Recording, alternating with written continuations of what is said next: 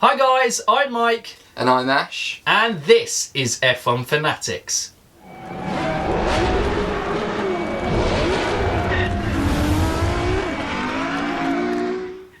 Welcome back to another video and next over the next 3 days a kind of mini series again, which is our predictions for the season. So today we'll be predicting the drivers, tomorrow we'll be predicting the constructors position, and on Monday we'll be having kind of our usual thing on the channel, some bold predictions out there of what we might expect from the season. And again, as usual, at some point in recording, this is our second time round because Numbnuts over here forgot to put the mic on again. But we always like to practice, don't we, Ash? Yes, obviously. You know, Friday practice and all. Yeah, we're now on qualifying, so we might get the no. This is the race. This is the feature race. We're off topic again. Right, anyway, you might see some kind of completion new things. So we obviously have the F1 Fanatics decals with the car. That was from Helena. So thank you very much for that. It looks great up there. Then we have the tracks of the full 2020 calendar, plus Hockenheim on there from last year, if anyone felt sad about it going. We've got the names on there. You probably won't be able to read from there, but we'll probably use them there, but they're kind of quite nice decoration to have. And then of course, thanks to Katie, we still have our Kimi Räikkönen picture race overalls signed as with the signature as well, so that's very good. So I think we should probably get into some predictions now. Yep, so we're going to start with me, and 20 in the Drivers' Championship this year is going to be Nicholas Latifi. Williams' performance is not going to improve by enough to start moving them up the grid, and I feel as if his performance is not going to be at the same level as George Russell. 20 for me, nice and easy. Nicholas Latifi as well. Agree, Williams, I'm not entirely sure whether their car can progress forward and do better. So he's the only rookie on the grid. It's the kind of cheap shot to go for, but I feel it's right. Nicholas Latifi at P20. 19 for me is going to be Antonio Giovinazzi. I don't feel as if Alfa are going to make the progress that they are hoping for, and I feel as if other drivers in this sort of battle are going to be able to extract more performances from the car that they're going to be given. 19 for me, I am sticking for the Williams duo being the bottom two teams this season. I don't think they will be able to catch up this year. I think it would be a huge gap to leap from where they were last season, but I am going to have him to score points. George Russell will be P19 for me. P18 is going to be a George Russell for me. He's going to get points. We all want it. We don't want him getting the record for the most consecutive races from the start of your career without points. So hopefully we'll see it. Fingers crossed. P18 for me is going to be Antonio Giovinazzi. I think he will have a good season. Alfa's performance was up and down, so it'll be interesting to see whether they can have a consistent season. That's it. A block of AlphaTauri, Haas and Alfa Romeo. They're kind of all similar to me, and those chain drivers are going to be very interchangeable in the championship position. But P18 is going to be Antonio Giovinazzi for me. Still a good season on track for him, but I think he'll struggle points-wise. P17 for me is going to be Romain Grosjean. I said it before, I don't feel he has the consistency to get into the points when the car's not performing, and he does have that reckless tendencies when he starts to get a little bit frustrated behind cars. P17 for me may be a slight bit of a shock, but it will be the AlphaTauri driver, and that is Daniel Kvyat. Like I said, I think these cars will be very close. I'm unsure on the Haas performance, but I'm going to predict them to be a little bit better than they were last year. I'm not sure Daniel will have the chance at a podium this year to kind of boost those points up. I think that car might struggle this year, so I'm going to go with Daniel Kvyat in P17. P16 for me is going to be Kimi Räikkönen. As I said, I don't feel as if the Alfa Romeo is going to have taken that step up, and I feel as if he's going to get as much as he can from the car, but it's going to be a continuation of the second half of last season. P16 for me is going to be Romain Grosjean. I said, I'm not sure on the Haas performance, but I feel like Kevin Magnussen will beat him again, and this may be Roman's last season within F1. I think there will still be some good performances within it, but I'm basing this on the back of his past 2 seasons where the consistency hasn't been there. Obviously, last year was more mechanical things out of his hands, but yes, it's a struggle for him, so P16 for Roman Grosjean. What number are we at? We're at P15, Ash. Yeah, it's always me that forgets things, isn't it? P15 for me is going to be... Who was it I said? I can't remember. Oh, it was Daniel Kvyat. There we go. This is what happens when you have to do things a second time. You have to try and remember what you'd said. I feel as if the mentality side of things is still going to be a slight issue for him, and I don't feel that AlphaTauri is going to be as close to the top end of the grid as it could have been. So he's going to be able to get into points positions. I just don't see it happening enough for him. P15 for me is going to be Kevin Magnussen. Like I said, those drivers are going to be interchanging a little bit, and I just can't wholeheartedly say that Haas will improve next year, because it's the same tyres that they struggled with all year. You'd hope they can fix it out, but I wouldn't bet money on it. So I'm putting him P15. P14 for me is going to be K-Mag. I feel as if this is as far as he will be able to get up the grid with the performance that Haas are going to be able to give him, which, you know, it's one of those where the consistency is going to be key for him, and he'll be able to make gains where drivers are stuck on the poorer strategy, i.e. the McLaren's racing points and Renault's being stuck on the soft tyre when they want to be starting on the medium. And P14 for me is going to be Pierre Gasly. I think he will extract the best performance out of that car that he possibly can, but I think, like I said, I'm not sure the AlphaTauri's performance will be where it was of last year. So yes, a solid P14 for me. Still would have been strong drives from Pierre, but points wise, I think the car won't support him. P13, Pierre Gasly.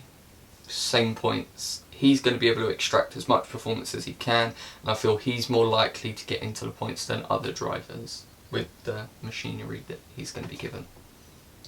P13 for me is going to be Lance Stroll. I think he still will struggle, but I am backing that Racing Point to be better this year. I think with a full year investment, the way that team historically has got the best out of that car, and it was challenging in the best of the mid, best of the rest, and I think that's where it will be this year. Still will be behind his teammate, but yeah, P13 for Lance Stroll. P12 for me is going to be Esteban Ocon. I feel the year out is going to mean that he's going to have to get used to cars again. The testing that he did was in a Mercedes, which has got a lot more downforce, a lot more power. He's just going to have to get used to a different style of driving again.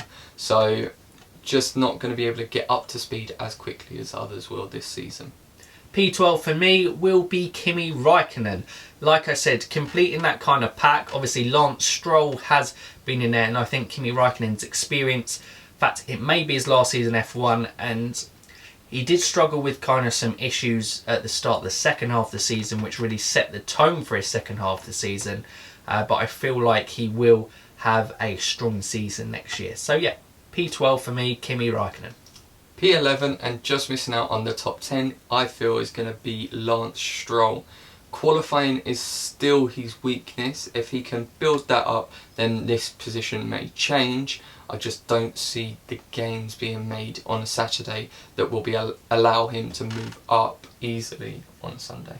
Controversial having Lance Stroll ahead of Esteban Ocon. I think maybe an unpopular choice. But 11 for me is Esteban Ocon.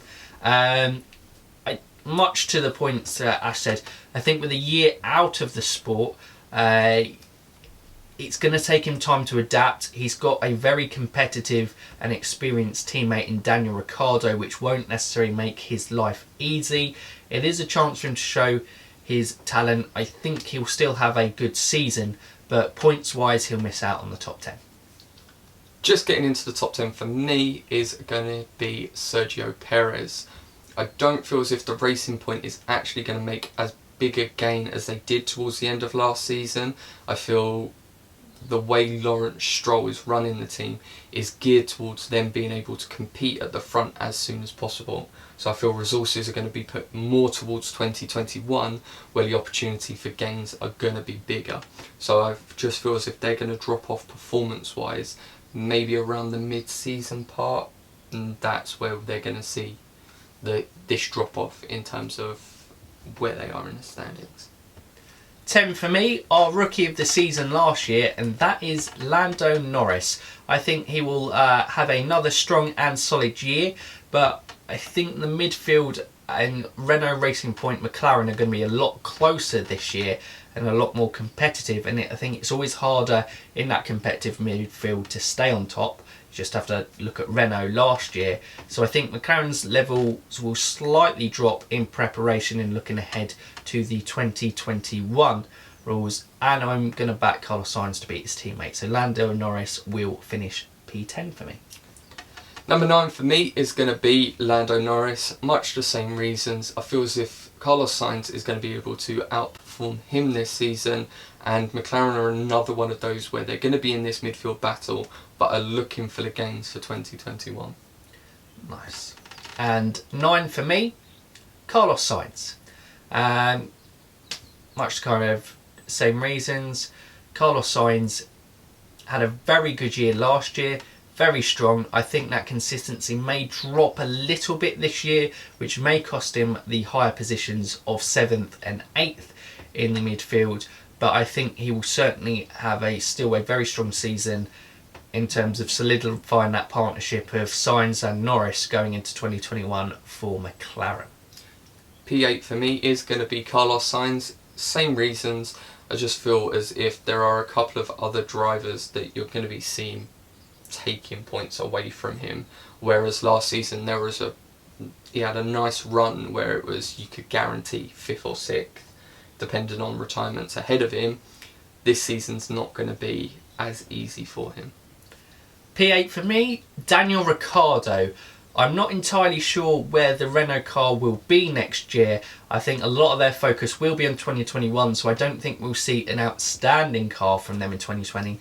But with a year under his belt in Renault, one of the best overtakers on the grid, one of the best drivers probably still on the grid as well, I think with certainly a point to prove. He will extract what he can from the car, but it is going to be a P8 finish for me.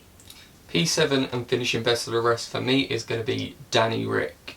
He's had a year in the Renault now. He's not going to have time to adjust, and I feel he's going to a teammate that is going to challenge him less this year. I don't feel as if Esteban Ocon is going to be performing at the same level Hulkenberg was last year in terms of the qualifying battle that they can have. And then in the race, I do feel as if the team are going to lead more towards Ricciardo on the simple fact that he will be a clear number 1 driver. Best of the rest for me, maybe it's just because the kind of Force India top I got for Christmas has gone for my head. It is going to be king of the midfield, that is Sergio Perez. It is an era dominated by tyre performance. I am going to expect a better improvement than what Ash is thinking at Racing Point this season. I just feel at the second half of the end of the season was the highest point scorer out of the midfield. I feel he'll take that momentum forward. Very consistent driver. Yeah, I'm expecting a very good season from Sergio Perez. So we're now into the top 6, and I'm guessing these are the top 6 that you guys have all got as well, because it'd be crazy not to have them. It'd be bold. It would be, and my P6 may be bold, and you may think I'm silly, but it's going to be Sebastian Vettel.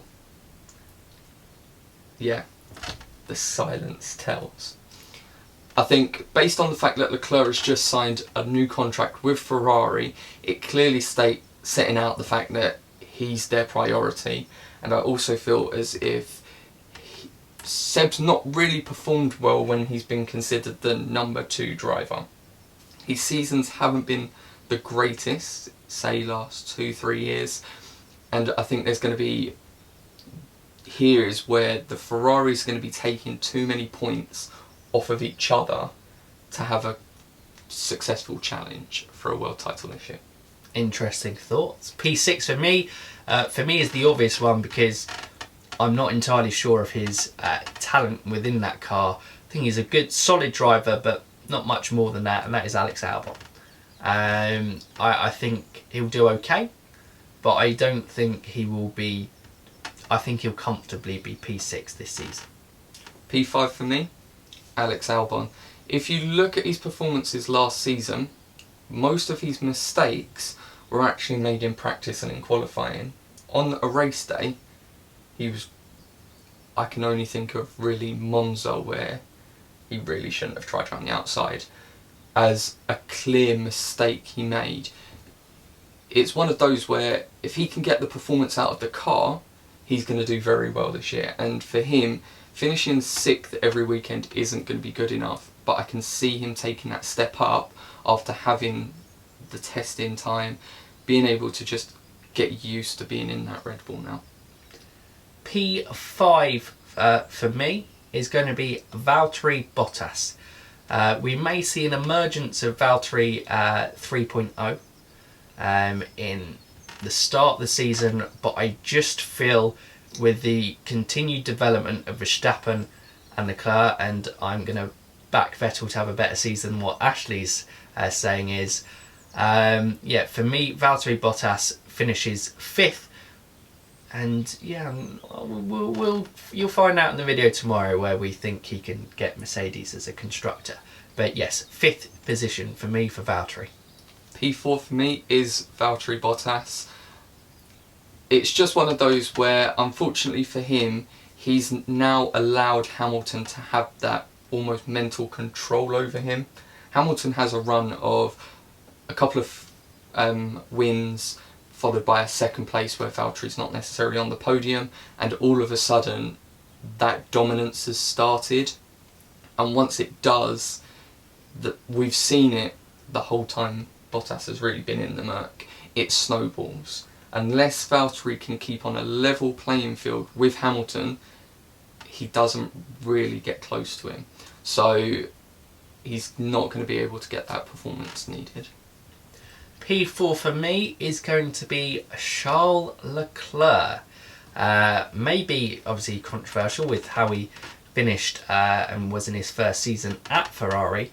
I just think he's still in his learning phase. I think he'll be again quick on Saturdays. He'll still have some... I was going on Sunday, and yeah, I think he will just be below his teammate this season in the Ferrari. So we're now on to the top 3, and we only got 2 drivers the same. Only 2 the same? Okay. For me, 3rd place is going to be Max Verstappen. I don't think the Red Bull's going to have the performance to compete over a full season, and that's the issue that both Red Bull and Ferrari had last season. If you haven't got a car that can compete for the whole season, you're going to struggle to make up enough points. For me, P3, also Max Verstappen. I don't think Honda can make the steps needed to compete for the title. I think they improved last year, but you can't have... I mean, Max won 2 races last year, didn't he? Yep. Which were Germany and Brazil. Yeah, that was the 2 races he won. He won 3. He won 3. There we go. He won Austria. He won Austria as well, didn't he? Yeah. 3. So going from winning 3 races, and Lewis Hamilton's title winning car won 11 or 12, was it? Lewis won 12, Bottas won 3, and then 2 for each of the... 1 for Vettel. 1 for Vettel, 2 for Leclerc, 3 for Verstappen, 3 for Bottas, 4 for Bottas, 4. It was the most wins he had in the season. Yeah. There you go. So whatever's left. I didn't do the maths. I was telling you the numbers. Brilliant. It's basically a big step to bridge gap from there on. Thinking, oh god, like it's you could tell the winter breaks were going. We just forgotten everything clearly from 2019. Brilliant. But yes, I'm going to go with, I think Max will get the best out of that Red Bull car, but third will be the best that he can achieve with it. Number 2 for me is going to be Charles Leclerc. Now, I said it for Vettel, I feel that the two Ferraris are going to take too many points off of each other having silly battles, because I now think that the partnership has got to the stage of they're working as individuals rather than as a team. They both want to get the best they can, but I don't think team orders are going to be able to be used this year, because as we saw in Russia, Sebastian Vettel is very clear he wants to be the number 1 driver, especially when he has the faster car. Leclerc, as we saw in Russia, also feels he should have the number 1 driver when he feels he has the faster car. It's just not an environment to be in, and I think that's the reason why over the course of a season Mercedes and Red Bull are going to have the advantage over Ferrari. P2, it's going to be Lewis Hamilton. Oh, I'm going to be the bold one in these predictions here. Most likelihood is Lewis Hamilton will come P1, but we'll move on to my position 1. I think Lewis will have a very good season, and I think we are finally going to have a title battle that goes down to the last race. And yes, it's going to be a competitive fight from that front. Number 1 for me is obvious because it's the only driver that's left, and in all honesty, probably the only one that's going to be able to do it this year, and it's Lewis Hamilton.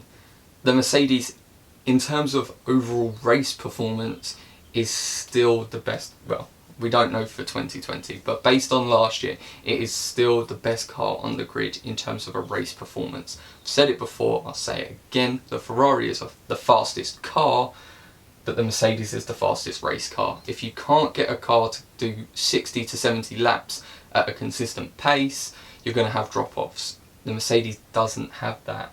A 1 lap pace, yes. I don't feel as if he's going to get all of the pole positions that he thinks he should be able to get, but I may be wearing a Ferrari top.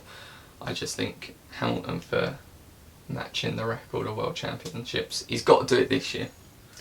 So my P1 is Sebastian Vettel, and on the basis of 2019, this will probably be a massive shock to people. Last season at Ferrari, he will leave at the end of 2020, I will predict.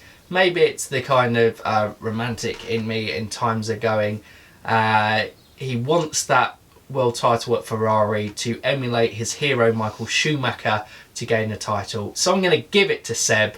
I'm going to back that he does it. 3rd time lucky against Lewis. 2017 fell short. 2018 fell short. But 2020 is going to be a fight right down to the last race. And Sebastian Vettel is going to come out on top in Abu Dhabi. Grazie ragazzi! And yeah, that's our predictions. Yeah. I don't think there's too many that are like completely out. I mean, my number 1's probably.